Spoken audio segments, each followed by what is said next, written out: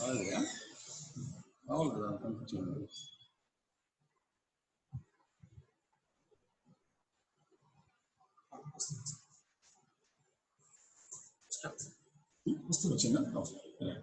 So the definition of portal hypertension, it is a sustained elevation of portal venous pressure which is more than 10 millimeters of mercury. So that is the definition, portal venous pressure more than 10 millimeters of mercury.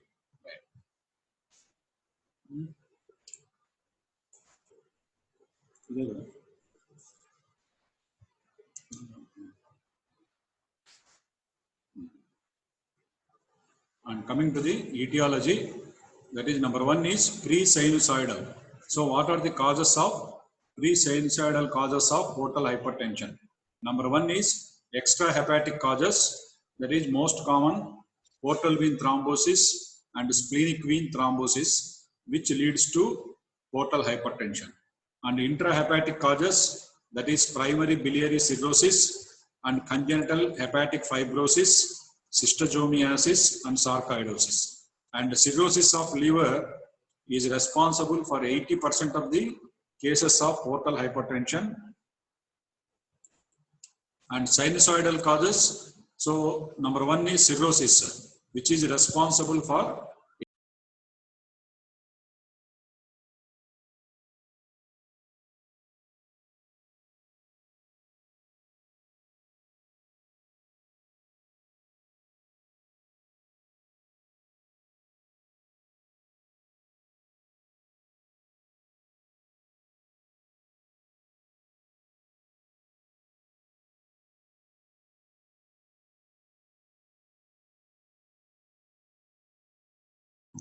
Okay. and non-alcoholic hepatitis. So this is also non-alcoholic hepatitis or non-alcoholic hepatic failure. So this is also nowadays common. Even without alcohol, some patients are suffering with non-alcoholic hepatitis.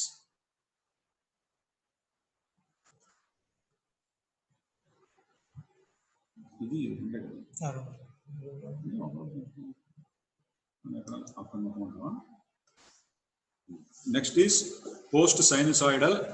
This is in this the most important thing is Budd-Chiari syndrome, constrictive pericarditis, and veno-occlusive disorders. Because nowadays we are commonly seeing Budd-Chiari syndrome, particularly in young patients who are presenting with hepatomegaly and ascites. When you do the simple investigation of ultrasound abdomen, we can diagnose Budd-Chiari syndrome. This is an important foremost question for you. Next, coming to the left-sided portal hypertension. So why it is called left-sided portal hypertension is because here the etiology of portal hypertension is because of the isolated splenic vein thrombosis, which is mostly due to adjacent pancreatitis. So the adjacent one of the complications of acute pancreatitis is involvement of the splenic vein leading to thrombosis, which is again responsible for left-sided portal hypertension. And what are the effects of increased portal hypertension? So what are the changes that we observe because of increased portal hypertension? I already told in the anatomy, that is a portal vein that carries 75% of the blood to the liver along with all nutrients, and it gives 50% of the oxygen supply. Whereas the hepatic artery supplies remaining 25% of the blood flow and 50% of the oxygen supply. And increase in the portal venous pressure that stimulates portosystemic circulation. So what are the effects of increased portosystemic circulation? There is development of portosystemic venous collaterals. So nearly 5 areas they suffer because of increased portal hypertension. Number one is development of portosystemic venous collaterals and altered intrahepatic circulation because of the liver damage and increased splanchnic blood flow. So this is also one of the changes what we observe. And next, coming to the, so because of the high portal venous pressure, that is portal hypertension. This will be communicated to number 1, left gastric vein, short gastric veins, and esophageal veins. So all these 3 veins, they produce changes, and because of this increased pressure in these 3 veins, it leads to increase in the azygos system, venous system. Next, coming to the sites of portosystemic collateral circulation. So where we see, because of the increased portal hypertension, what are the various collateral circulations because of the effect of hypertension. Number 1 is, this is the common site where we see the effect of portal hypertension, that is lower end of the esophagus between left gastric and short gastric veins with azygos veins resulting in esophageal varices. So this is the commonest site that is affected. Next comes the umbilicus. So between the para-umbilical vein and anterior abdominal vein, it results in caput medusa that we typically see in case of portal hypertension, and lower end of the rectum between superior, inferior and middle hemorrhoidal veins that leads to hemorrhoids or piles. Next is in the retroperitoneum, that is vein of Ridgius, where there is dilated veins you can see in the retroperitoneal area. And next to last one is bare area of the liver, that is posterior superior surface of the liver, which is not having the peritoneal covering. That's why it is described as bare area of the liver. And this is the figure showing mainly, that is number 1, esophageal varices. So this is the esophageal varices. This is the esophageal vein. Because of the portal hypertension, there is dilatation. And next it goes to azygos vein. And next comes the left gastric vein. And next is splenic vein, inferior mesenteric vein, and superior rectal vein, inferior rectal vein, leading to inferior hemorrhoids. So the effects are, number 1, esophageal varices. Number 2, internal hemorrhoids. Number 3, caput medusae, where the obliterated umbilical vein may get open and it leads to caput medusae. So para-umbilical vein, hepatic portal vein, that is, this is the portal vein. And next comes the superficial abdominal veins. So because of the portal hypertension, we can see distended veins over the abdomen, and you must demonstrate what is the direction of the flow in the veins, and also these veins will be better appreciated by examining the patient in standing position. And what is the clinical presentation of a patient with portal hypertension?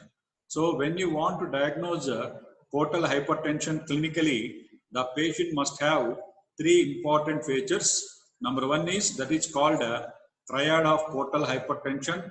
Number 1 is esophageal varices, that is patient may give history of hematemesis, and next comes the splenomegaly. Splenomegaly because of increased pressure over the short gastric veins, and next comes the ascites. And what are the important symptoms? Because when you are examining a patient with cirrhosis of liver leading to portal hypertension. So this is very, very important both in your medical as well as in the surgery, because sometimes usually for undergraduates, we will keep a long case, a lump abdomen, mainly hepatosplenomegaly, where you have to ask all these symptoms in the history. And number 1 is generalized weakness. The patient is very much tired because of loss of anemia, and that is because of loss of blood from the piles as well as hematemesis. And next is loss of appetite, loss of weight, pain abdomen, jaundice, edema and pruritus, bleeding tendencies because the liver is functionally impaired. I already told, because it synthesizes all coagulation factors, and muscle cramps, anemia and hypotension. So these are the important symptoms you must ask in the history while writing a case sheet of hepatosplenomegaly. and clinical features because of variceal bleeding.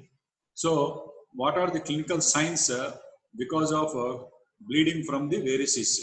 So patient anemia, you know how to examine for anemia, and the patient may give history of hematemesis or melena, that is passing black tarry colored stools per annum, and bleeding may be from the gastric varices, esophageal varices or portal gastropathy. So these are responsible for upper GI bleeding. That is very, very important when sometimes they may ask what are the various causes of upper GI bleeding, what is the definition of upper GI bleeding and management. And another most important thing is, in case of portal hypertension, because of impaired liver function, so patient will develop some of the neurological symptoms. That is called hepatic neuropathy or encephalopathy, where the patient is having loss of memory, altered sensorium. Sometimes he may go even into coma. And the most important clinical sign is flapping tremor, where the patient, we can demonstrate a tremor, which is like a flap of a wings of a bird. That's why it is called flapping tremor. And typical, the patient is having fetor hepaticus. And what are the clinical features of liver cell failure? So this is very, very important, because in the general examination of any case of cirrhosis of liver, when it is kept as a long case, you must examine the patient from above downwards because of all these things. Number one is, in the chest, you have to examine for spider nevi, palmar erythema, testicular atrophy, spider nevi, and parotid gland enlargement, cyanosis, and tachypnea. So all these features you have to examine in the general examination. This is very, very important, because these are all these clinical features are seen in patients who are suffering with chronic liver disease. And what are the features of portosystemic shunt? So when you examine clinically, because of this portosystemic shunt, that is hypertension, when the blood is shifted because of the pressure in the portal vein, so you can hear venous hum in the epigastrium. That is called cannabis sign. And another important clinical sign is ascites, and sometimes the patient may be having anasarca, that is generalized edema associated with ascites, including sometimes the patient may also having scrotal edema, that is because of the dependent edema. And ascites is a sign of hepatic decompensation, because I already told in the liver function tests, because there is no single liver function test that can assess function of the liver, because it is doing so many functions. There is no single test for deciding the capacity of the liver, how much it is decompensated.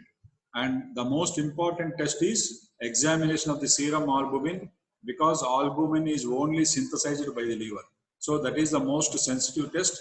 And next comes the hepatorenal syndrome, because liver is also having some of the reticuloendothelial functions because of the Kupffer cells. So it is having some immunity. So when there is decompensated liver, so what happens, there is every chance that the patient may get renal impairment, and the infection may also spread from liver to the kidney through the blood, and it leads to decreased urinary output with features of renal failure.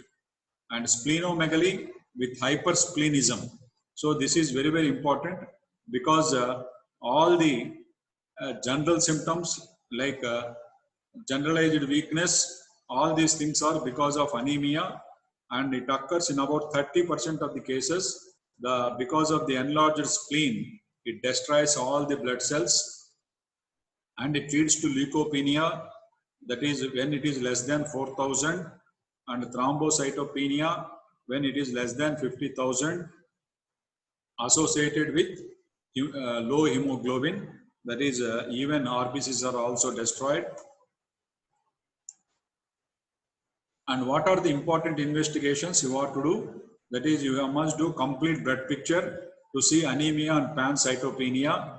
And anemia is due to what are the various causes of anemia in a patient with chronic liver disease? Number one is bleeding from the varices, hypersplenism, that is damaging the all blood cells leading to pancytopenia, and nutrition is impaired because of the chronic liver disease. The patient is not able to digest properly, and bone marrow suppression because of the chronic liver disease. And liver function test, there is increase in the bilirubin levels because it is not able to metabolize, and coagulation profile, prothrombin time, activated partial thromboplastin time, all must be examined. This is very, very important.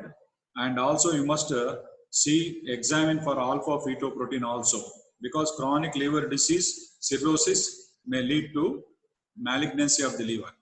And the renal function test, blood urea, serum creatinine, and particularly you must examine for serum potassium. This is very, very important. And ultrasound abdomen, that is very, very useful investigation. It gives a lot of information. The condition of the liver, presence of ascites, splenomegaly, and when you do along with the Doppler ultrasound, you can measure the blood flow, the size of the dilatation, that is portal vein as well as the splenic vein, and also presence of thrombosis. So all this information you will get by doing ultrasound, that is easily available, non-invasive investigation, which gives maximum information about the condition of the patient. And when required, very rarely we do contrast CT or MRI, that is contrast enhanced CT and MRI. So we can know the state of portal vein, any thrombosis and collaterals. And magnetic resonance venogram, that is for portal vein thrombosis. I already told, that is you must always exclude thrombosis both in the portal vein as well as in the splenic vein, because this is particularly useful in Budd-Chiari syndrome, which is very, very common in young patients. And upper GI endoscopy you must do in every case of cirrhosis of the liver to confirm esophageal varices as well as gastric varices. And also you can see there is bluish longitudinal column in the lower end of the esophagus, that is appearance of the esophageal varices. And also gastric varices, when the esophageal varices extend into the proximal part of the stomach, we can also see gastric varices. These are also responsible for upper GI bleeding in chronic liver disease associated with cirrhosis. And the appearance of the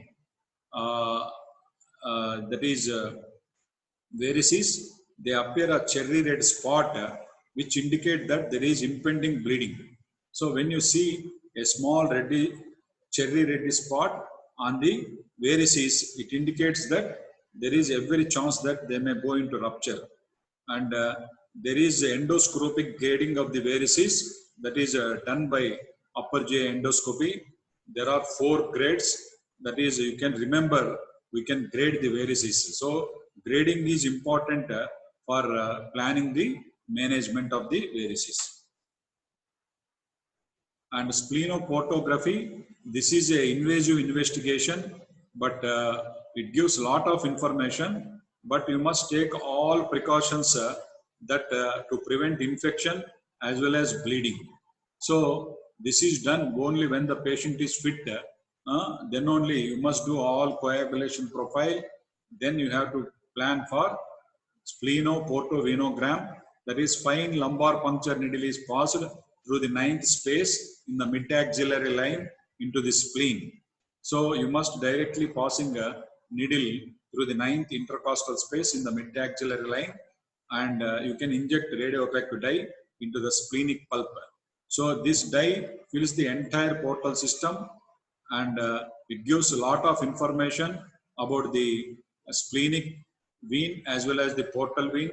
So this is very, very useful investigation, but you must take all precautions that the patient is now having normal coagulation profile, and also you must give prophylactic antibiotic 1 hour before doing the investigation.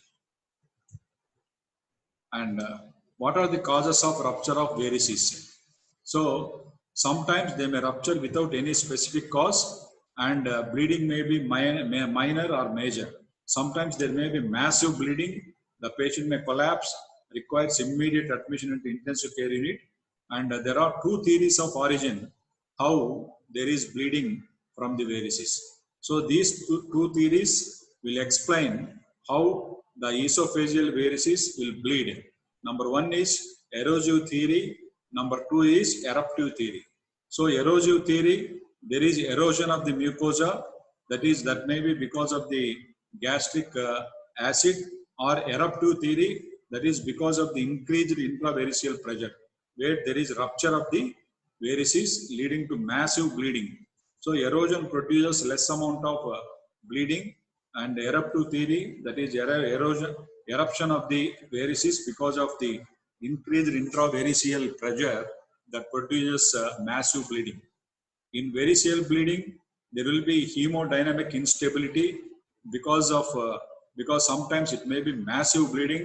The patient collapses and it requires immediate intensive care unit admission, and you have to manage the patient. The only thing is you have to start blood transfusion immediately. And treatment of portal hypertension. So it is discussed under 4 headings. Number one is general measures, correction of anemia, nutritional supplement, and vitamin K.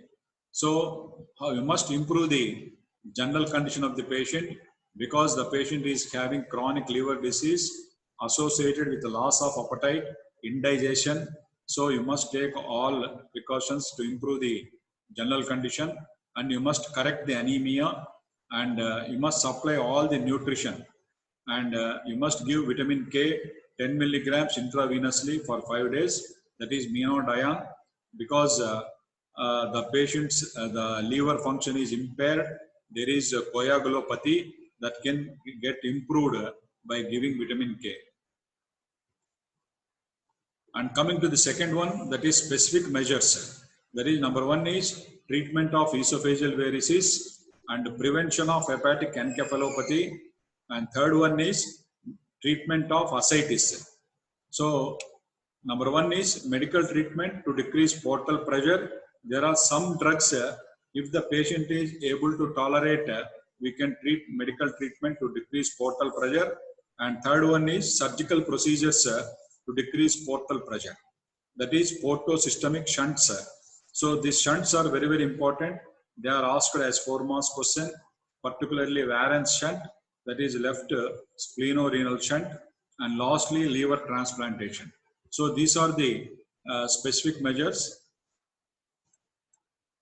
And the treatment of variceal bleeding.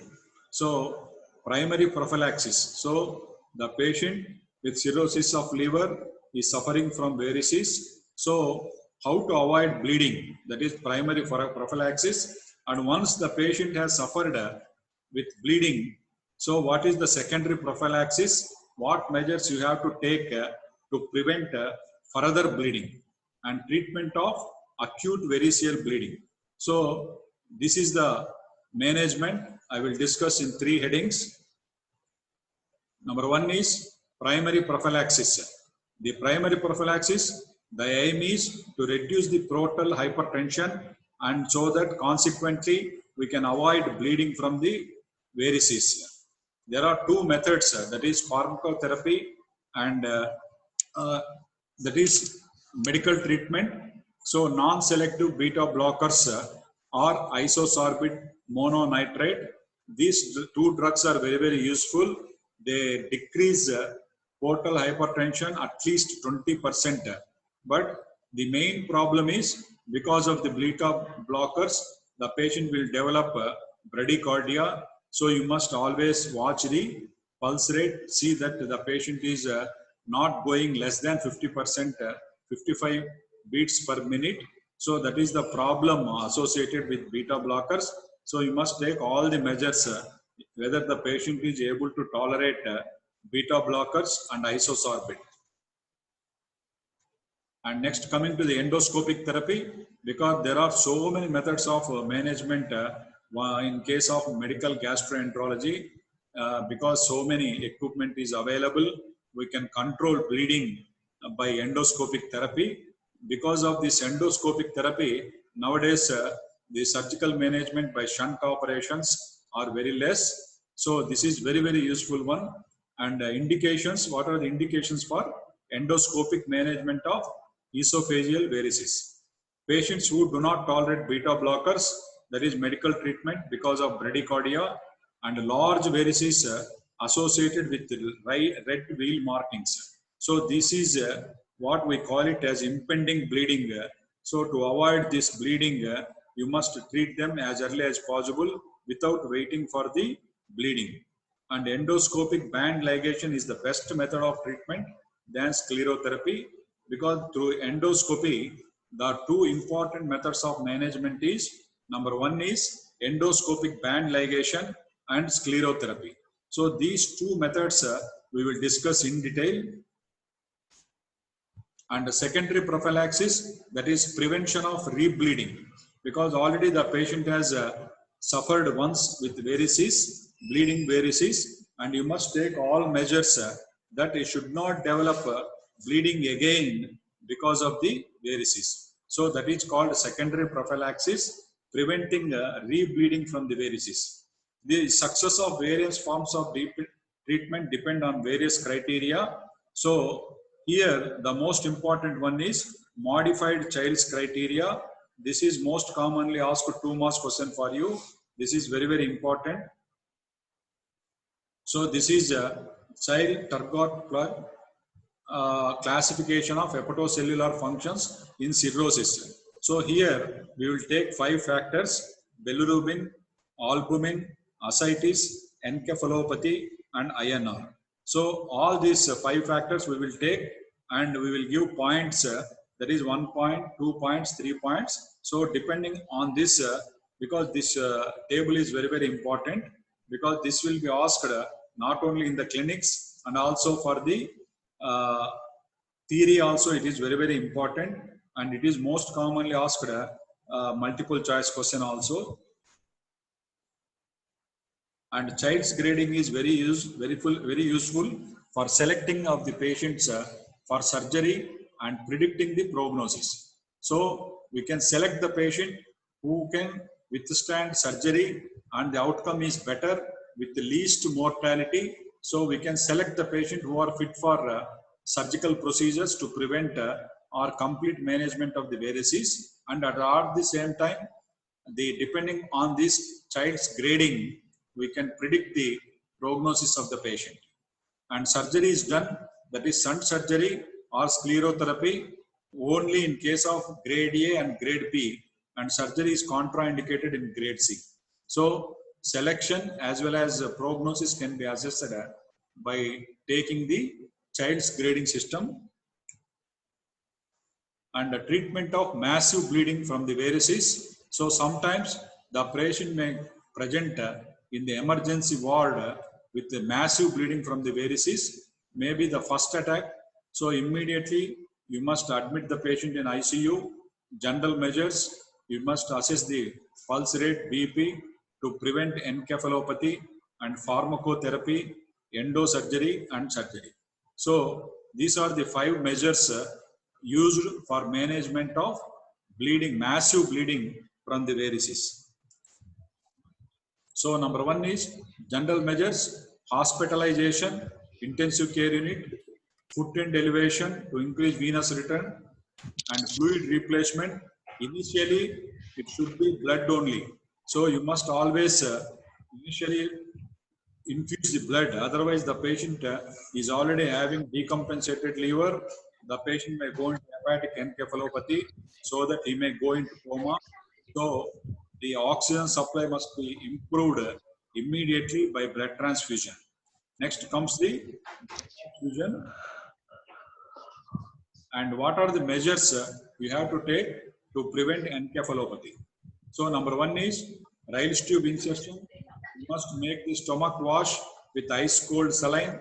So what are the advantages of inserting Ryle's tube when the patient is having upper GI bleeding? Number 1 is diagnostic, that it will show whether the patient is having a old bleeding or collected blood.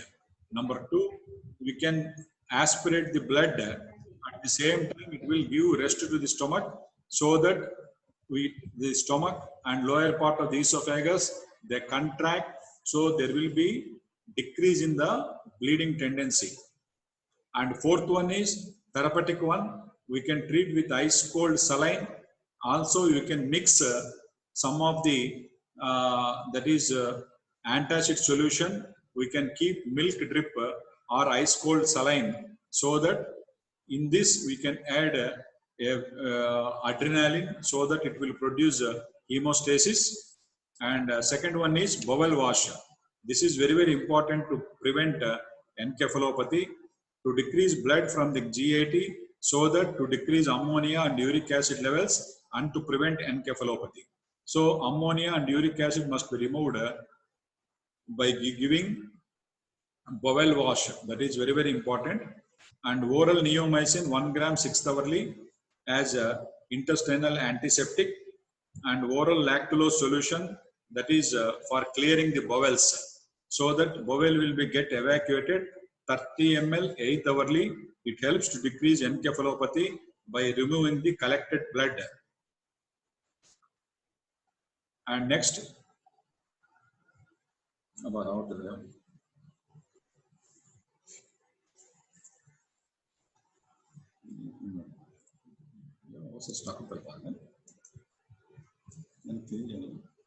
okay. Pharmacotherapy of variceal bleeding. Number one is injection of vasopressin. So in your theory, they will ask one of the drugs that is very, very important: vasopressin, tilipressin, octreotide, somatostatin. These are commonly asked theory questions sometimes. That is 20 units you must give in 200 ml normal saline intravenously for a period of 20 minutes. So this is easy to remember: 20 units, 200 ml of normal saline, and it is infused for a period of 20 minutes. And what is the mechanism of action of vasopressin? So it causes powerful splanchnic vasoconstriction, but there is no coronary or peripheral vasoconstriction, because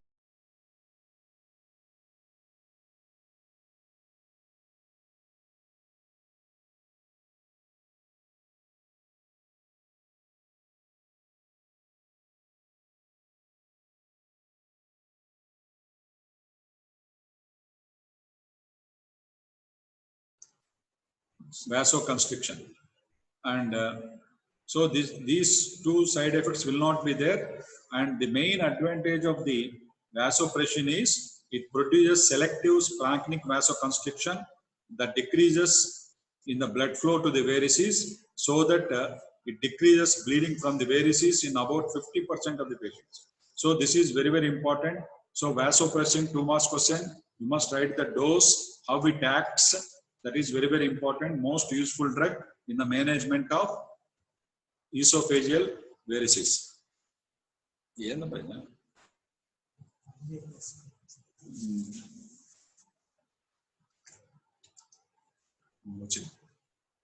Next.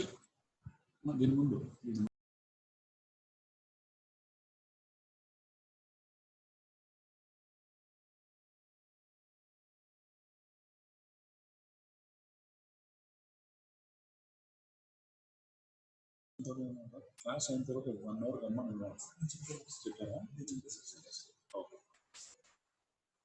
Metoclopramide, this is very, very useful drug because perinorm, that is commonly used as an antiemetic drug.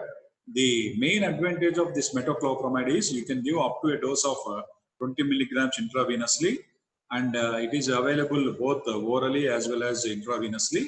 And how it acts is it stops bleeding by constricting the lower esophageal sphincter. So this is the mechanism of action of metoclopramide. So it contracts the lower gastroesophageal sphincter, so that the veins will be get contracted, and it produces, it stops the bleeding by producing vasoconstriction.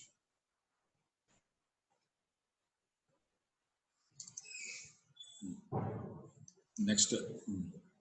Coming to the endotherapy, that is variceal banding, sclerotherapy, balloon tamponade, and tips. So these are the procedures available by endotherapy. That is, we can do upper GI endoscopy and manage, and these are the therapeutic options that are available by endotherapy.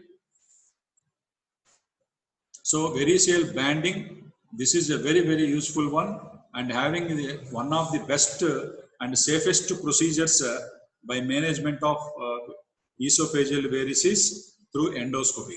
Today, the variceal banding has become the gold standard management of esophageal varices because of its efficacy in controlling the bleeding.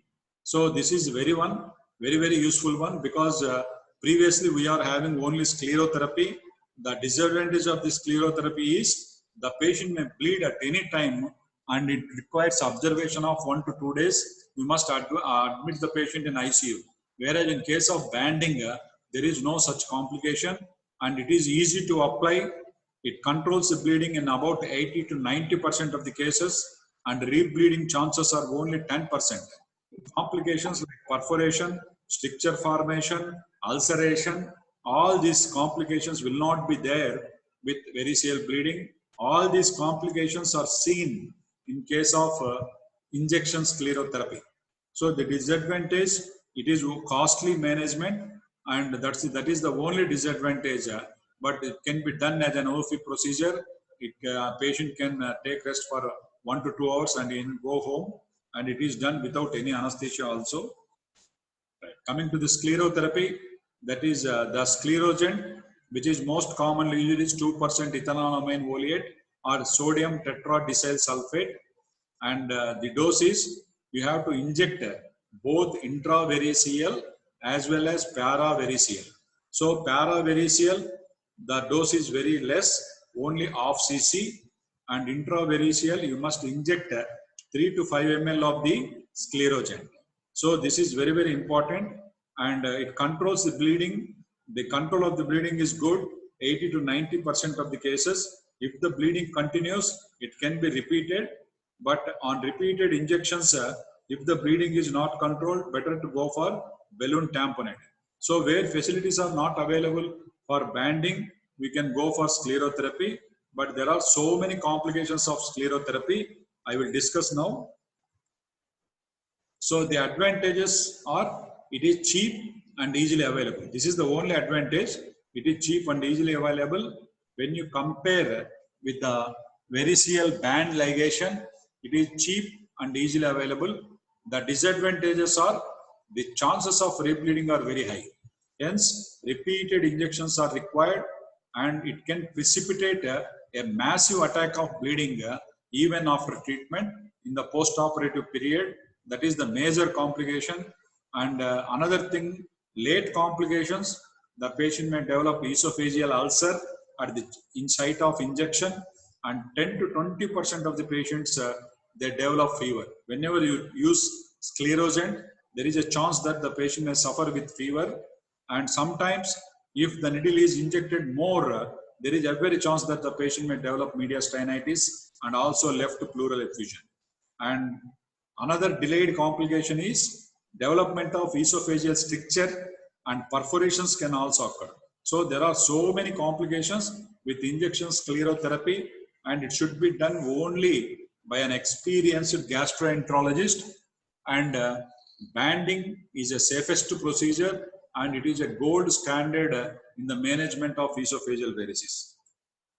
And coming to the balloon tamponade, this is very useful as an emergency technique.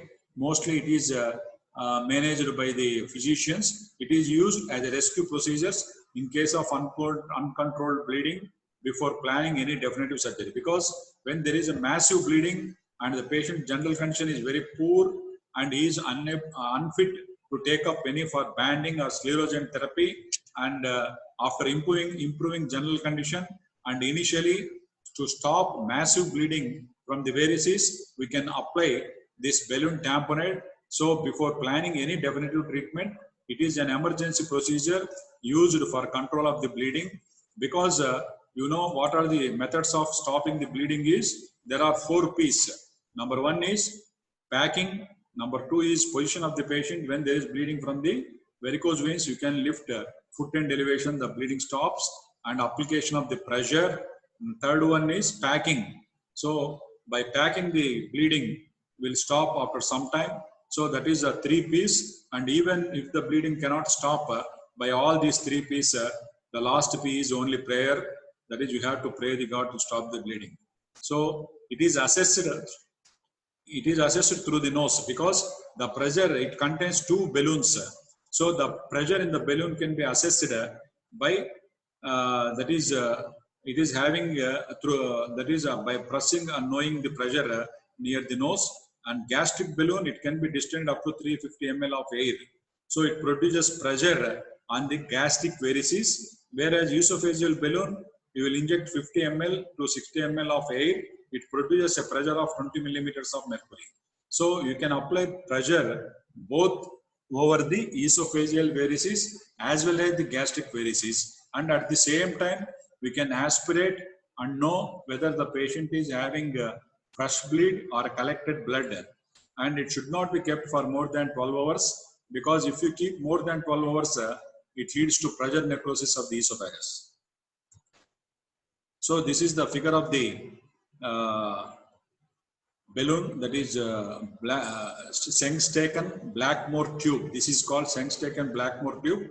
So it contains 3 channels, that is inflation of the esophageal balloon. This is for aspiration of the gastric contents, and this is the inflation of the gastric balloon. This is the gastric balloon where the pressure is about 250 to 300 ml. It causes pressure over the proximal part of the stomach, over the gastric varices, where it stops the bleeding. And esophageal balloon, that is the lower end of the esophagus, it stops the bleeding. And the tips, this is a very, very important one, that is EP extra. This is transjugular intrahepatic portosystemic stent, and it is vascular placement of expandable metallic stent across the tract created between the hepatic vein and the major branch of the portal system. This is a simple procedure that is connected to the jugular vein, that is transjugular, because we inject this metallic stent to the internal jugular vein, and we create a track, because we can pass it from the internal jugular vein into the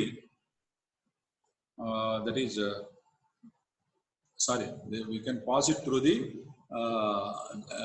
external jugular vein into the hepatic vein and major branch of the portal stent. So this is a simple procedure, but the metallic stent is very costly.